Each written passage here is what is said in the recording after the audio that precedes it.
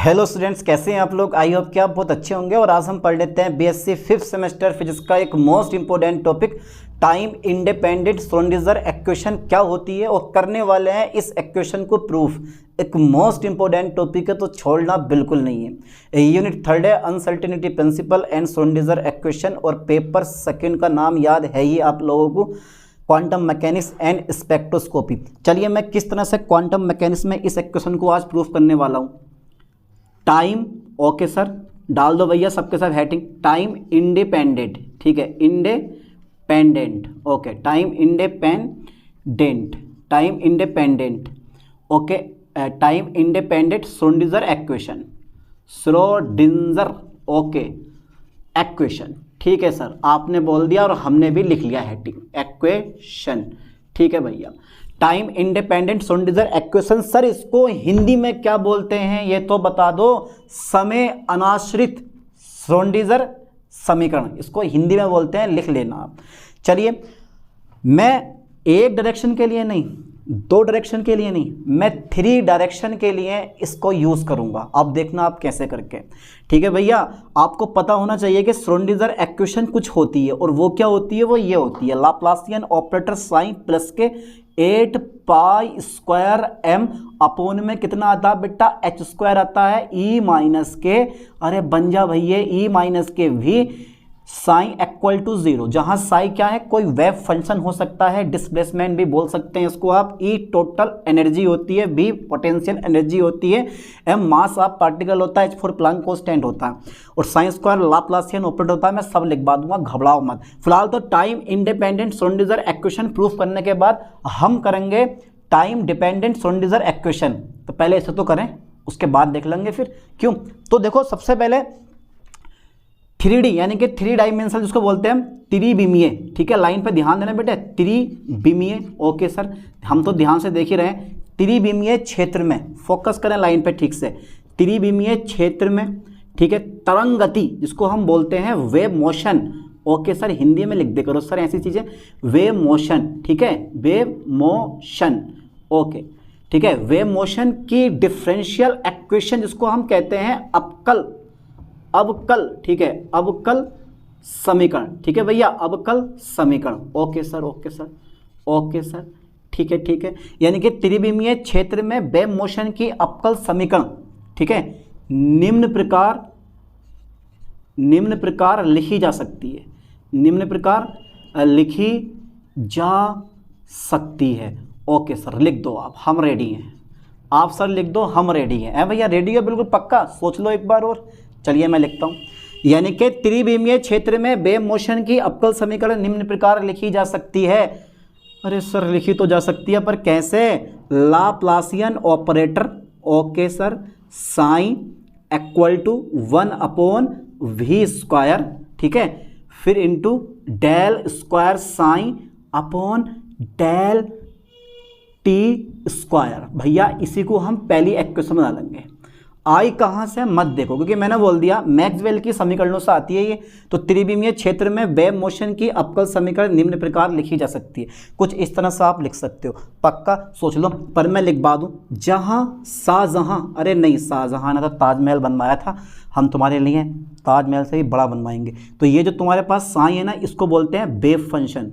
क्या बोलते हैं इसको हम, wave function. Sir wave function तो है, इसको सर और कुछ भी बोल सकते हैं, हाँ बोल सकते हैं, इसको आप डिस्प्लेसमेंट भी बोल सकते हो, डिस्प्लेसमेंट भी आप कह सकते हो, ठीक, कितना बड़ा नाम है, डिस्प्लेसमेंट भी इसको आप कह सकते हो, यानी कि विस्थापन भी आप इसको बोल सकते हो, ठीक है सर। वी क्या है, वी वेलोसिटी होती है पार्टिकल की। अच्छा सर वी वेलोसिटी होती है, हाँ भैया वी वेलोसिटी होती है। सर इसका ना पता ये क्या होता है, ये भैया लाप्लासियन ऑपरेटर होता है, लाप्लासियन ऑपरेटर होता है भैया ये तो। अच्छा सर ये लाप्लासियन ऑपरेटर होता है, सर मजा आ गया, का वैल्यू होती है इसको, इसकी जो वैल्यू होती है वो होती है del upon del x square plus के, यानी कि इसको आप डेल स्क्वायर कर सकते हो, del square upon del Y square, फिर del square upon del Z square, ऐसे लिख सकते हो। क्योंकि भैया 3D लिया है ना मैंने, त्रिविमीय क्षेत्र लिया, फालतू की चीज़ें हमें नहीं पढ़ रही हैं, अड़ंग बड़ंग सड़ंग नहीं पढ़ना है, क्योंकि मैंने त्रिविमीय लिया तो एक्स वाई जेड तीनों डायरेक्शन होनी चाहिए, ठीक है नहीं।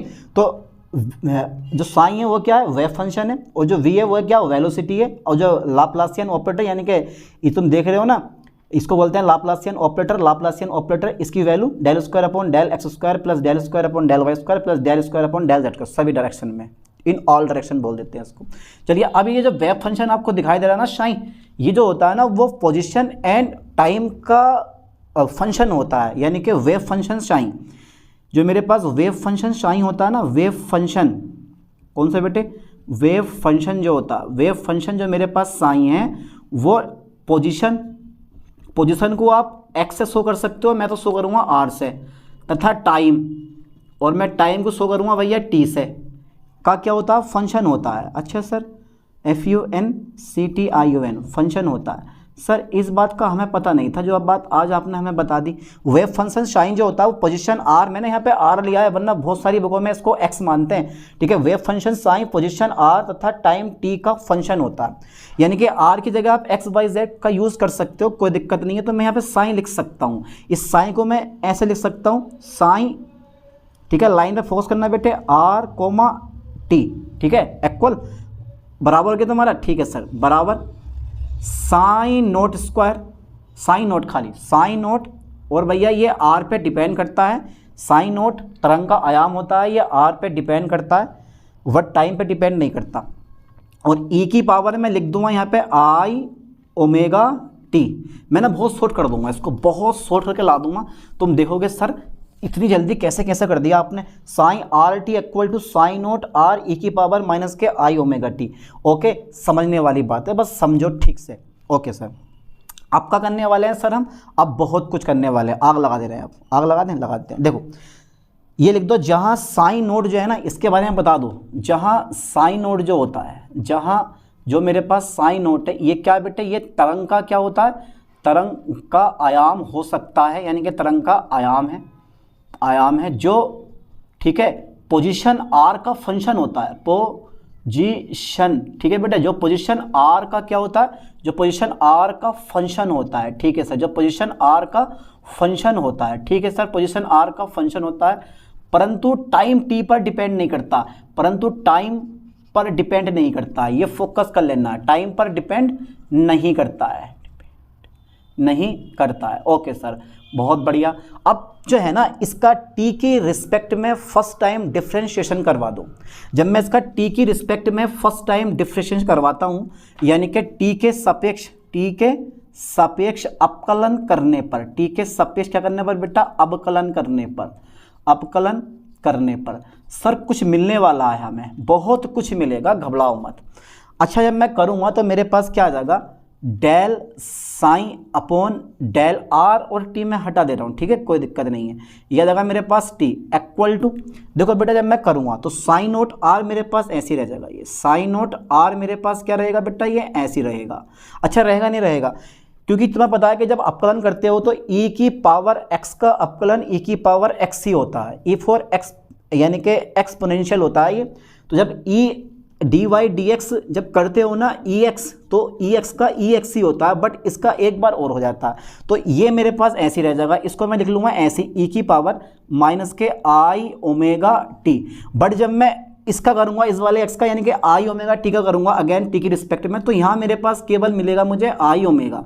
अच्छा बेटा मिलेगा नहीं मिलेगा जरा, ठीक है पक्का, ठीक है, अगेन कर दूँ, पुनः कर दो भैया, पुनः टी के सापेक्ष, पुनः टी के सापेक्ष क्या करने पर, अपकलन करने पर, पुनः टी के सापेक्ष अपकलन करने पर, सर कर दो अपकलन करने पर। अच्छा भैया पुनः टी के सापेक्ष अपकलन कर रहा हूँ मैं, तो डेल स्क्वायर साइन अपॉन मेरे पास आ जाएगा del t square equal to, जब मैं करूँगा तो फिर से अगेन मेरे पास साइन नोट आर ये ऐसी रहेगा, ये मेरे पास ऐसी रहेगा माइनस के आई ओमेगा टी, ठीक है। पर इसका जब मैं अगेन करूँगा तो माइनस, ये हो जाएगा तुम्हारे पास -1 फिर से आएगा, तो ये हो जाएगा माइनस आई का स्क्वायर हो जाएगा हमारा, ठीक है। और फिर मेरे पास कितना बचेगा बेटा, ये ओमेगा का स्क्वायर हो जाएगा, है ना। अगेन फिर से करोगे तो एक बार फिर से हो जाएगा इसी चीज़ का, ठीक है। तो ये मेरे पास देखो माइनस आई का मैंने स्क्वायर कर दिया, फिर से मैंने ओमेगा का स्क्वायर कर दिया, जो मेरे पास आई ओमेगा था फिर से आएगा माइनस आई, तो आई स्क्वायर हो गया। अब देखो माइनस माइनस प्लस हो गया आई स्क्वायर, तो इसको मैं आगे लिख ले रहा हूँ खाली प्लस में करके, आई स्क्वायर आ गया मेरे पास, ओमेगा स्क्वायर आ गया मेरे पास, फिर मेरे पास ओमेगा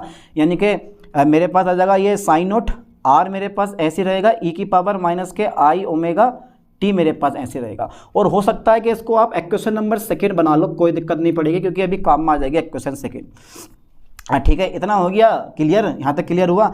अब आई स्क्वायर का जो मान होता है ना, इसको बोलते हैं हम माइनस के 1 होता है। माइनस के 1 मतलब आई स्क्वायर की जो वैल्यू होती है वो माइनस के 1 होती है, तो माइनस 1 गुणा करो ओमेगा ऐसे रह जाएगा हमारा। ठीक है, और लाइन पे ध्यान देना, ये जो वैल्यू है मेरे पास साइन नोट आर और ई की पावर माइनस आई ओमेगा टी। अब ये चीज़ जो तुम्हें दिखाई दे रही है ना, वो समीकरण में 2 से ले लूँगा। देखो साइन नोट आर ई की पावर माइनस आई ओमेगा टी किसके बराबर है? ये साइन आर टी के बराबर है। आप समीकरण 2 से लिख सकते हो यहाँ पर, समीकरण 2 से। ठीक है, समीकरण 2 से मैं कर दे रहा हूँ इसको, माइनस के ओमेगा स्क्वायर। ठीक है, ओमेगा स्क्वायर कितना रह गया बेटा मेरे पास? साइन, और क्या रह गया मेरे पास? आर, और कितना बचा मेरे पास? टी रह गया। मैंने कई वैल्यू निकाल दी है वाली, del square psi upon del t square की, मैंने यहाँ से ये वैल्यू फाइंड कर ली। अब क्या करने वाले हैं हम? अब इसको, इस वैल्यू को उठा के समीकरण 1 में लगा दो। ज़्यादा बड़ा टॉपिक ना है, सिंपल सा टॉपिक है, ये समझ में नहीं आ रहा आप लोगों के? यहाँ से मैंने सिर्फ क्या करा, देखो टॉपिक ससुरा कितना भी बड़ा क्यों ना हो, अगर समझ में आ जाए तो वो टॉपिक ईजी लगता है, छोटा लगता है। अब इसको मैं आधा घंटे में कराऊंगा, लेकिन अगर पेपर में आपसे ये टॉपिक आएगा तो आप इसको करने में हद से 10 मिनट ले लोगे, इससे ज़्यादा टाइम नहीं लगेगा। जो चीज़ पेपर में आती है बहुत फास्ट कर देते हैं, और जो चीज़ नहीं आती है अगर पूरे दिन बैठ के भी सोचोगे तो भी वो नहीं कर पाओगे आप। ठीक है, जो चीज़ आती है वो तो एकदम से फास्टली कर देता है, कोई भी हो। ठीक है, तो ये सिंपल सा पॉइंट आ गया हमारा। अब आर टी को मैं छोड़ दूंगा, खाली मैं साइन का यूज़ करूंगा, और समीकरण 1 में मैं इसकी वैल्यू पुट कर दूंगा। अब ये बताओ यहाँ तक सबके क्लियर हुआ? ठीक है, अब मैं कर दूँ इसको इरेज, पक्का स्क्रीनशॉट ले लो। चलिए मैं इसको इरेज कर रहा हूँ। देखो मिस्टेक भी हो सकती है, पर ध्यान देना ये इस चीज़ पे मैंने इक्वेशन 1 को मैंने इरेज कर दिया है, क्योंकि मुझे याद थी इक्वेशन, तो आप लोगों को अभी याद नहीं हो रही है, तो आप लोग इक्वेशन 1 में देखना तुम, समीकरण 1 से, फ्रॉम इक्वेशन फर्स्ट। ठीक है, फ्रॉम इक्वेशन फर्स्ट। ओके, जरा ध्यान से देखना बेटा, कहीं गड़बड़ ना हो जाए। लाप्लासियन ऑपरेटर साइन मेरे पास ऐसे रहेगा और इक्वल टू, ठीक है, ये मेरे पास माइनस के 1 अपॉन वी स्क्वायर था, और यहाँ पर मेरे पास जो बन जाएगा वो बन जाएगा, अब माइनस नहीं था मेरे पास, 1 अपॉन वी स्क्वायर था, फिर मेरे पास बन जाएगा यहाँ पर माइनस के ओमेगा स्क्वायर, यहाँ आएगा मेरे पास खाली साइन। मैंने बोला कि आर को हम छोड़ देंगे। ठीक है, अच्छा ठीक है, तो अब मैं इसको लिख सकता हूँ कुछ इस तरह से, साइन स्क्वायर यानी कि लाप्लासियन ऑपरेटर साइन, इस माइनस वाले को ना बराबर के इधर लगाओगे तो काय में आ जाएगा, प्लस में आ जाएगा, तो ये बन जाएगा ओमेगा स्क्वायर अपॉन के v square sign equal to मेरे पास कितना बन जाएगा यहाँ पे? ये बन जाएगा आपका, ये बन जाएगा आपका भैया 0। ठीक है, ये लाइन पे ध्यान देना। इक्वेशन नंबर मैंने बना लिया इसको 3rd। ठीक है, इसको इक्वेशन नंबर मैंने कितना कर लिया? 3rd कर लिया, कोई दिक्कत नहीं है भैया, मैंने इसको इक्वेशन नंबर 3rd कर लिया। ठीक है, चलिए मैं आगे देखता हूँ, अभी हो गया। अब आपने एक फॉर्मूला पढ़ा है, ओमेगा का जो कोणीय वेग होता है हमारा, एंगुलर वेलोसिटी जो होती है वो 2 पाई न्यू होती है। 2 पाई न्यू यानी कि जहाँ न्यू क्या है? आवृत्ति होगी, कण की आवृत्ति होगी या तरंग की आवृत्ति होगी, 2 पाई न्यू। और न्यू की जो वैल्यू होती है वो सी वाई लैम्डा होती है, पता होना चाहिए।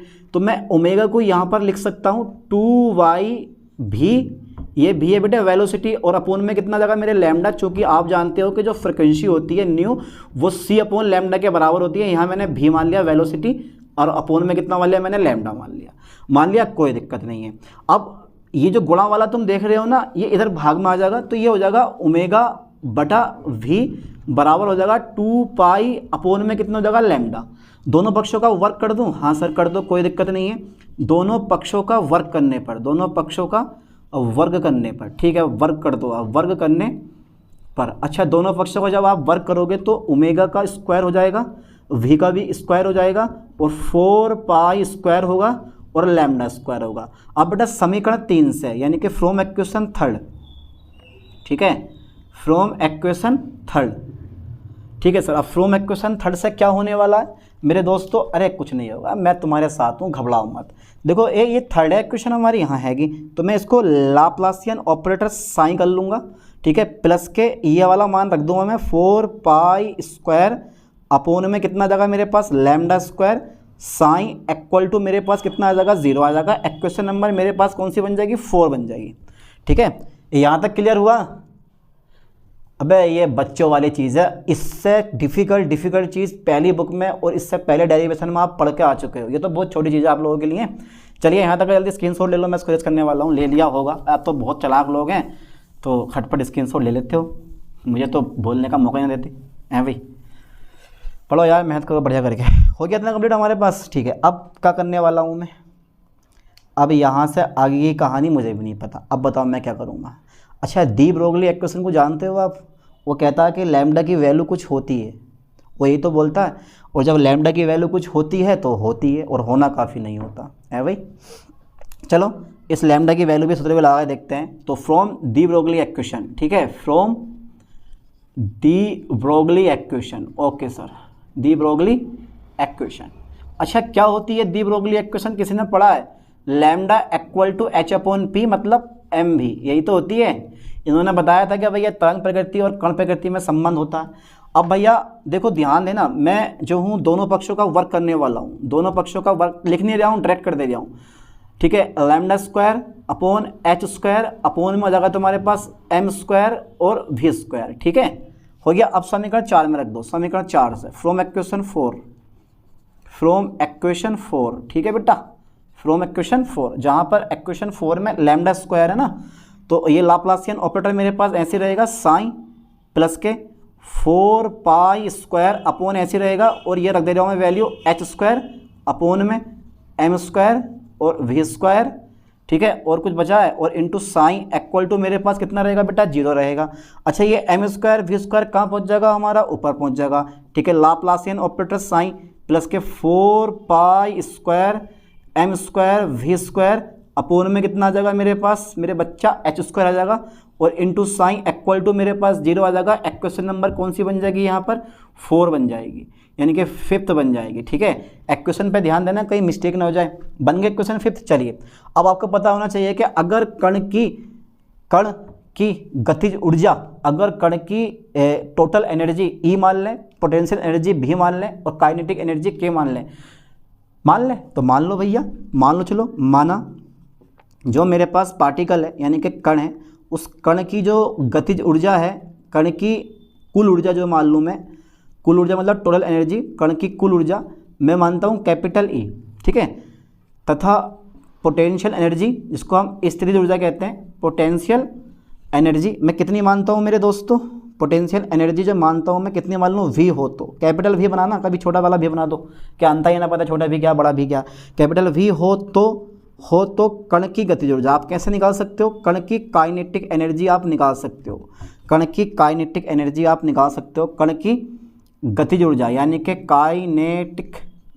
ठीक है, एनर्जी, काइनेटिक एनर्जी कैसे निकाल सकते हो आप, 1/2, ठीक है, एम भी स्क्वायर, क्योंकि बेग को मैंने भी माना, यू मानता तो यू आ जाता, 1/2 एम भी स्क्वायर, ठीक है सर, और ई माइनस के पोटेंशियल एनर्जी, समझ गए, यानी कि जो टोटल एनर्जी होती है वो किसके बराबर होती है, गति टोटल एनर्जी जो होती है ई बराबर kinetic energy plus potential energy. तो मैंने गतिज ऊर्जा निकाल ली, पहले शॉर्ट कर दिया बहुत ज़्यादा, ई में से भी घटा दिया, समझ गए चीज़ को, यानी कि टोटल एनर्जी जो होती है वो kinetic energy plus potential energy के योग के बराबर होती है। तो जब मैंने काइनेटिक एनर्जी निकाली तो टोटल एनर्जी में से मैंने पोटेंशियल एनर्जी घटा दी, ठीक है।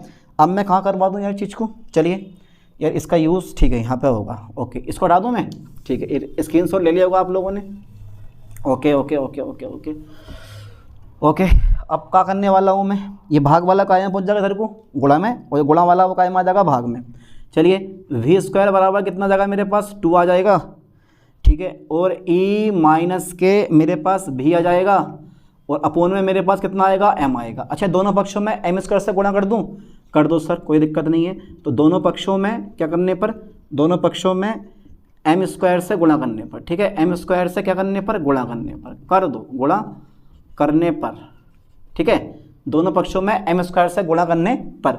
तो मैं गुणा कर रहा हूँ, देखो इधर भी एम स्क्वायर से मल्टीप्लाई करो, वी स्क्वायर से मल्टीप्लाई, यानी कि एम स्क्वायर से मल्टीप्लाई कर दी, 2 मेरे पास ऐसे रह जाएगा, ई माइनस के वी अपोन में कितना रहेगा, एम, और जब गुणा करोगे बेटे इसकी तो एम स्क्वायर हो जाएगा, तो एक एम से एक एम मेरे पास कट जाएगा, एम स्क्वायर वी स्क्वायर बराबर कितना हो गया, 2 ई, अरे हट जा भैया हट जा, ये वाला एम पहले लिख लो, 2m ई माइनस के भी, ठीक है। अब देखो फ्रॉम इक्वेशन 5th, जहाँ पर एम स्क्वायर वी स्क्वायर है वहाँ पर आप 2m e माइनस वी लगा सकते हो फ्रॉम इक्वेशन फर्स्ट, ठीक है, फ्रॉम इक्वेशन फिफ्थ, फर्स्ट नहीं बेटा फिफ्थ, ठीक है। चलिए लगाते हैं लाप्लासियन ऑपरेटर साइन प्लस के 4 pi square m square v square की जगह आप लगा सकते हो 2m e माइनस के भी अपॉन में मेरे पास h स्क्वायर ऐसे ही रहेगा।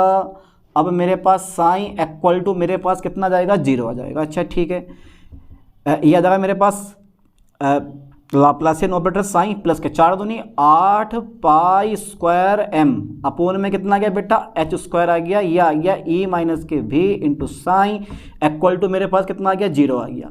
और ये क्या चीज़ है, यही वो इक्वेशन है जिसके लिए हम इतनी मारामारी कर रहे हैं। यही वो इक्वेशन है जिसके लिए हमने इतनी मारामारी भैया करी है आज, ठीक है। ये क्या है, यही क्या चीज़ है, यह है, ठीक है, यह है टाइम इंडिपेंडेंट, ठीक है, टाइम इंडिपेंडेंट, यह टाइम इंडिपेंडेंट, ठीक है, ये टाइम इंडिपेंडेंट श्रोडिंगर इक्वेशन है, श्रोडिंगर इक्वेशन है, ठीक है। ओके ओके ओके, इक्वेशन है। व्हाट अभी और भी इसको तरह से लिख सकते हो, अलग तरह से इसको और भी लिख सकते हो। और वो क्या होता है वो मैं तो बताऊं। देखो आपने फॉर्मूला पढ़ा होगा कि एच कट जो होता है ना वो हमेशा एच अपॉन 2 पाई के बराबर होता है। दूसरा एच कट जो होता है वो एच अपॉन 2 पाई के बराबर होता है। अब अगर मैं खाली एच की वैल्यू फाइन करूं तो एच की वैल्यू जब फाइन करूंगा तो वो आ जाएगी मेरे पास 2 पाई एच कट, 2 पाई एच कट आ गया। चलिए यहाँ तक का आप स्क्रीनशॉट ले लिया होगा, कर दो मैं इसको इरेज, ठीक है भैया, कोई दिक्कत नहीं है, कर दे जाऊँ मैं इसको इरेज, ठीक है ठीक है ठीक है, वेरी गुड वेरी गुड। अब क्या करने वाला हूँ मैं, अब मैं दोनों पक्षों का ना वर्क करने वाला हूँ। कर दो दोनों पक्षों का वर्क, ठीक है। इसको इक्वेशन नंबर आप 6 भी बना सकते हो, कोई दिक्कत नहीं है, क्योंकि इक्वेशन 4 हम बना सकें। इसको आप इक्वेशन, ओ माय गॉड, इसको इक्वेशन 6 कर लेना आप, ठीक है। तो दोनों पक्षों का वर्क कर दो, दोनों पक्षों का क्या करने पर बेटा, वर्क करने पर, ठीक है, वर्ग करने पर। ओके ओके, जब मैं दोनों पक्षों का वर्क कर दूंगा स्क्वायर तो इसका भी स्क्वायर हो जाएगा, मेरे पास हो गया स्क्वायर। फिर मेरे पास इसका भी स्क्वायर आएगा, 2 का वर्ग कितना हो जाएगा, 4 हो जाएगा। फिर पाई का स्क्वायर मेरे पास हो जाएगा, ओके सर। और फिर एच कट का भी मेरे पास क्या होगा, स्क्वायर हो जाएगा, ठीक है। फ्रॉम इक्वेशन 6, फ्रॉम इक्वेशन 6, ठीक है बेटा, इक्वेशन 6 से ले लो। तो अब लाइन पे ध्यान देना, डेल स्क्वायर यानी कि लाप्लासियन ऑपरेटर साइन प्लस के, ठीक है, 8 पाई स्क्वायर एम, ये मैं ऐसे लिख लूँगा 8 पाई स्क्वायर एम अपोन में जहाँ एच स्क्वायर है ना, जहाँ पर एच स्क्वायर है वहाँ पर रख दूंगा मैं इतना 4 pi square H cut square, ठीक है, रख दिया मैंने, ये कोई दिक्कत नहीं है सर। ई माइनस के भी ऐसे रहेगा, मल्टीपल साइन बराबर कितना हो गया हमारा, 0 हो गया, ठीक है। अब क्या करने वाला हूँ मैं, देखो 4 दूनी 8 हो जाएगा हमारा, और पाई स्क्वायर से पाई स्क्वायर कट गया, तो ये आ जाएगा तुम्हारे पास लाप्लासियन ऑपरेटर साइन प्लस के 2m, ठीक है, और क्या जाएगा मेरे पास 2m एच कट स्क्वायर, और ये आ गया ई माइनस के भी इंटू क्या गया मेरे पास साइन बराबर 0। तो एक इक्वेशन ये एच कट स्क्वायर के पदों में आ गई है, ठीक है, यहाँ से ये एच कट स्क्वायर के पदों में आ गई है। तो इसको भी आप बढ़िया करके प्रिपेयर करो, क्योंकि ये समझना बहुत ज़रूरी होता है, ठीक है। अब अगर मुक्त कण है, कोई फ्री कण है, मान लो मुक्त कण के लिए, कण बिल्कुल फ्री है, मुक्त कण के लिए, मुक्त कण के लिए जो तुम्हारे पास ये होती है ना पोटेंशियल एनर्जी होती है वो 0 होती है। अगर कण फ्री है तो मुक्त कण के लिए पोटेंशियल एनर्जी कितनी आती है, 0 आती है। तो आप इसको 0 मान सकते हो। तो ये मेरे पास आ जाएगा Laplacian operator psi 2m upon h cut square. तो ये आ जाएगा मेरे पास कितना बेटे, ई आ जाएगा, और मेरे पास कितना हो जाएगा यहाँ पर साइन, इस ई को ना यहाँ लिख लियो आप, तो ज़्यादा बड़ी बात नहीं है, ई साइन ऐसे कर लियो, इक्वल टू मेरे पास कितना आ जाएगा, 0 आ जाएगा। और ये चीज़ भी क्या भैया, ये भी क्या चीज़ है हमारी, ये भी टाइम इंडिपेंडेंट क्या है, श्रोडिंगर इक्वेशन है, ठीक है। तो आप इसको लिख सकते हो, मेन इक्वेशन यहाँ तक कर जाओगे पूरा नंबर मिलेगा, लेकिन एच कट की फॉर्म में आप इसको इस तरह से लिख सकते हो। और अगर पार्टिकल फ्री है तो आप जो है पोटेंशियल एनर्जी को 0 मान लो, तब ये आ जाएगा तुम्हारे पास कितना, ये क्या, Laplacian operator psi plus 2m upon h cut square, ये साइन इक्वल टू 0। अब इसके बाद नेक्स्ट लेक्चर में हम कवर करेंगे यानी कि टाइम डिपेंडेंट श्रोडिंगर इक्वेशन। वो तो इससे भी इजी है, इससे छोटा भी है, लेकिन पहले इसको आप बढ़िया करके प्रिपेयर कर लो, क्योंकि ज़्यादा लंबी थ्योरी लिखने की जरूरत नहीं है, हमें प्रूफ करना तो प्रूफ करके आओ, ठीक है। चलिए मिलते हैं नेक्स्ट वीडियो में नेक्स्ट लेक्चर के साथ, थैंक्स।